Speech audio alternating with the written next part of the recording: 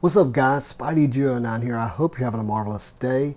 I want to do a quick, just raw look at the new Spider-Man Marvel Metal cards that are going to be coming out supposedly in December of 2021 up next.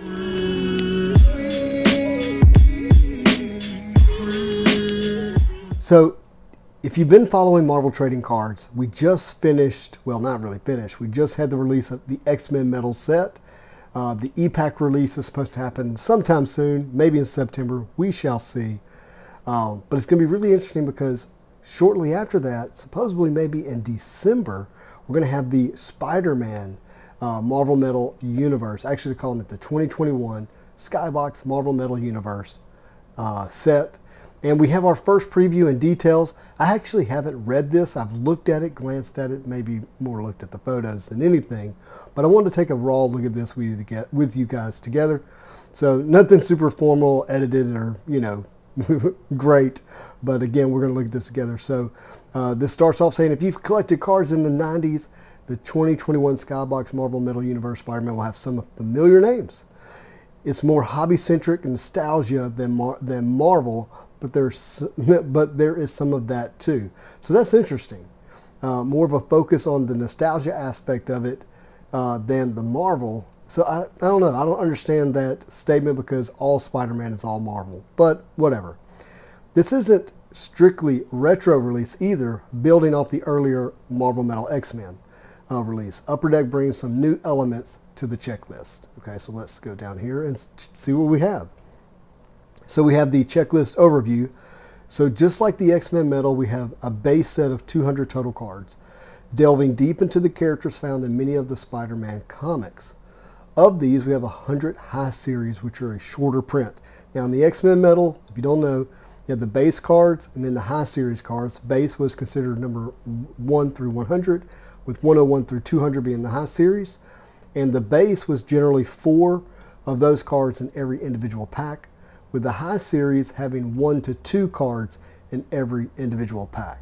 So it sounds like they're going to be doing the same thing, and that's why they call the high series a shorter print, because it is shorter print than the lower base.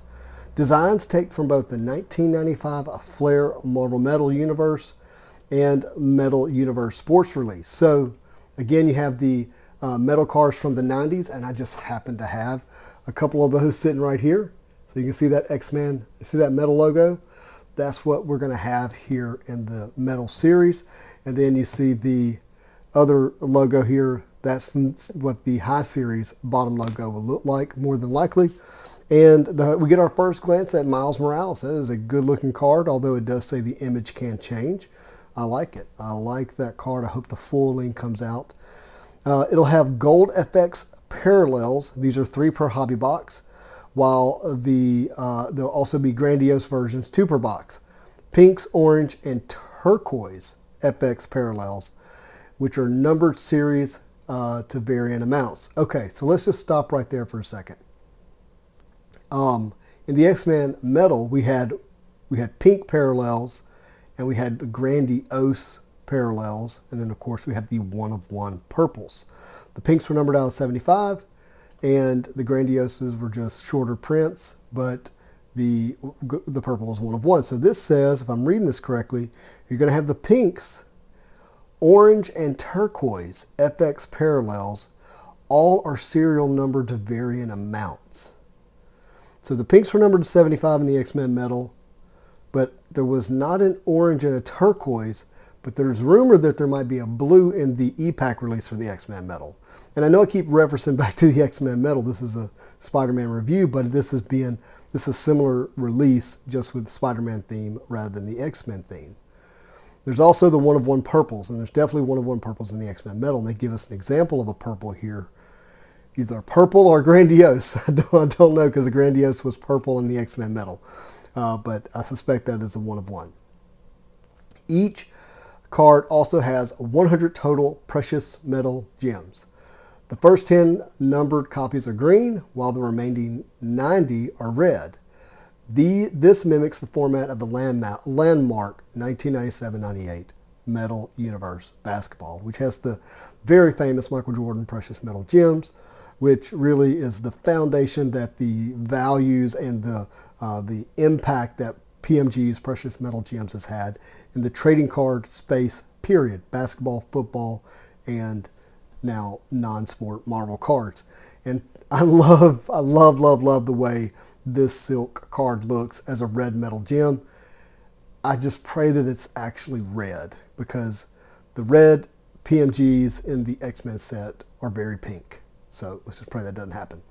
Inserts, 2021 SkyBox Marvel Metal Universe Spider-Man has a lot of inserts. Some are relatively easy to find, while others are anything but. So let's see what the anything but might be. You have the Palladiums, which are 1 per hobby box.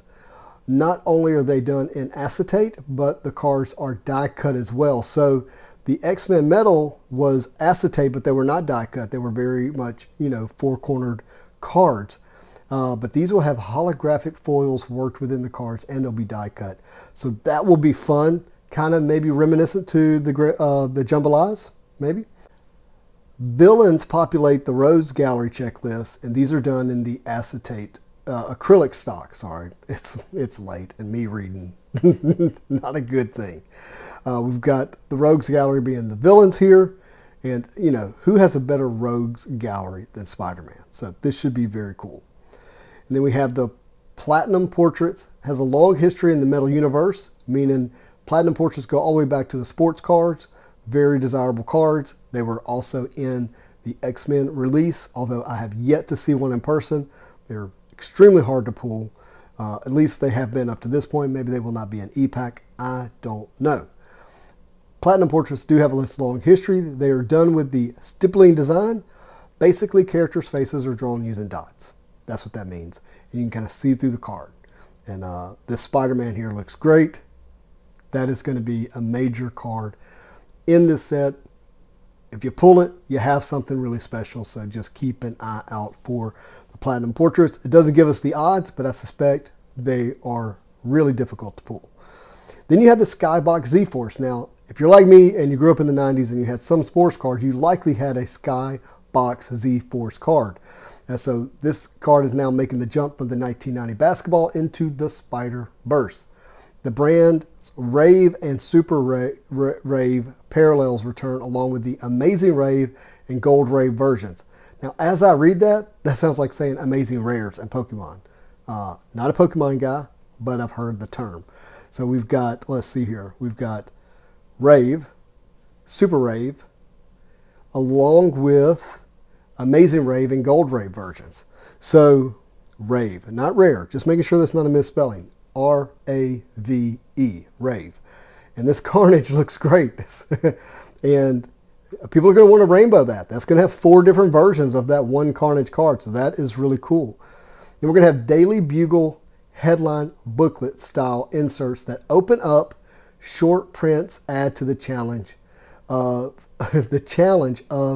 a set build for these.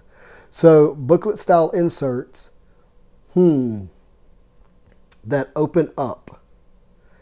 So I'm guessing that maybe you can complete a whole set that connect like a newspaper. I don't know, but that'll be interesting.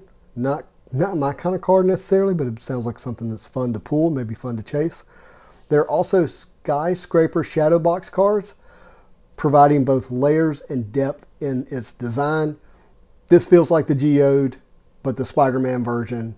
Instead of this kind of rock formation type card, this is going to be Skyscraper cards. It's going to have that same thickness, probably texture, material, and depth. And it shows Peter Porker here. What do you do? What do you do? It's kind of hard to have memorabilia cards in a comic character, but 2021 SkyBox says, who cares if it's hard? We're going to do it. And Spider-Man does have something similar. Amazing Fantasy 15 comic cut panels have been taken from a comic that includes Spider-Man's first appearance. Spider-Man's comic cuts take from similar approaches, only with a deeper list of issues to draw from. These also have versions with creators' autographs. Now, that's something that I would be interested in. To pull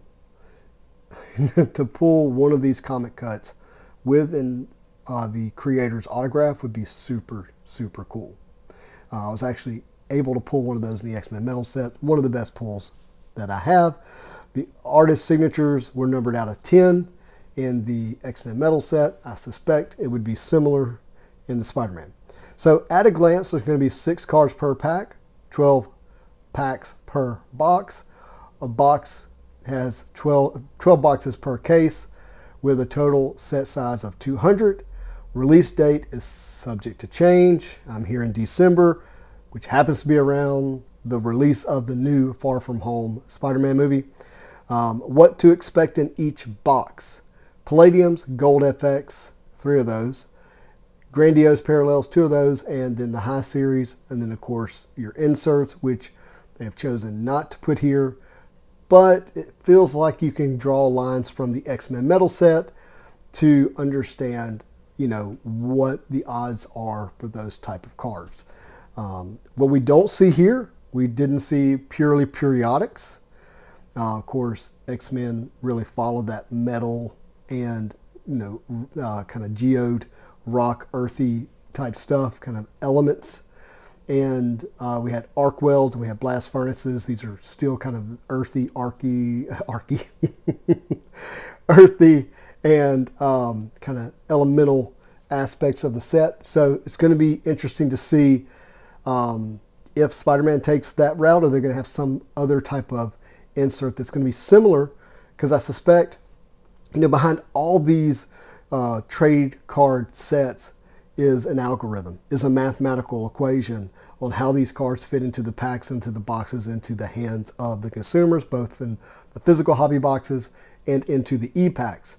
So my guess is there's a numerical kind of equation and algorithm, and if there's going to be a similar print run for Spider-Man as there was for X-Men, they're just like, you know, fill in those, you know, those that equation with each type of card. And I'm now going into math.